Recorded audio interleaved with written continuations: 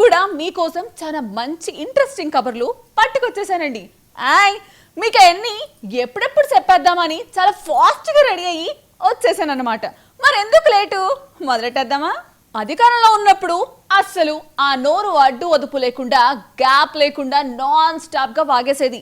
ఆ తర్వాత కూడా ఛాన్స్ దొరికితే చాలు ఇప్పుడు అధికారంలో ఉన్న చంద్రబాబును, ఆ పార్టీ లీడర్లను టార్గెట్ చేస్తూ కసుబుసులాడేసేదండి.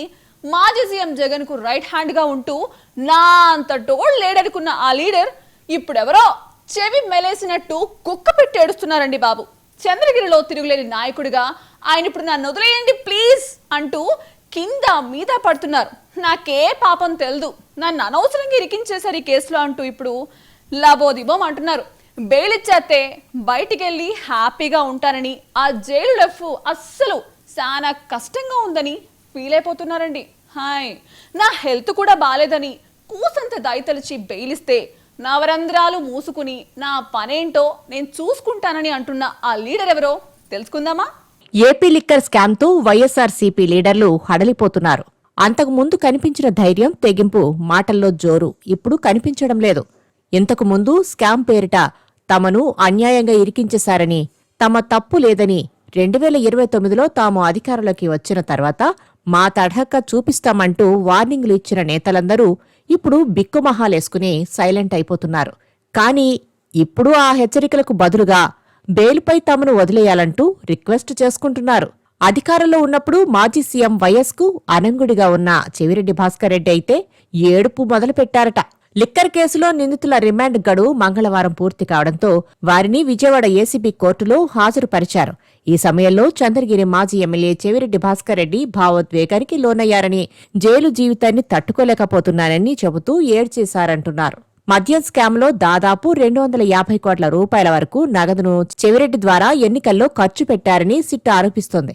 ఈ వ్యవహారంలో పక్కా ఆధారాలు సేకరించినట్లు చెబుతూ చెవిరెడ్డితో పాటు ఆయన సన్నిహితుడు వెంకటేష్ నాయుడిని అరెస్టు చేశారు.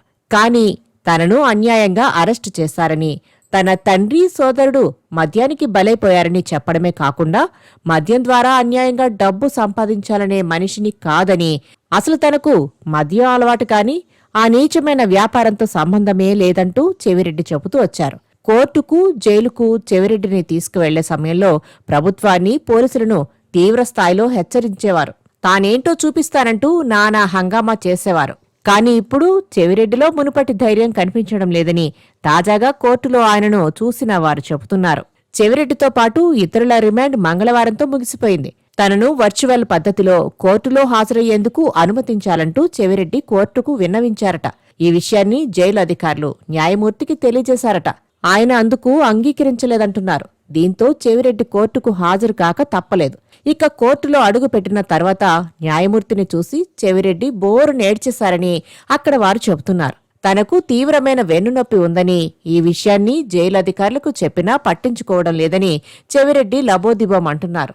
తనకు తక్షణం వైద్య సహాయం కావాలని, బెయిల్ ఇప్పించాల్సిందిగా కన్నీరు పెడుతూ చెవిరెడ్డి పిటిషన్ దాఖలు చేశారని టాక్. న్యాయమూర్తి ఈ కేసు విచారణను ఈ నెల 30కి వాయిదా వేశారు. బెయిల్ పిటిషన్పై ఆ రోజు వాదనలు ఉంటాయని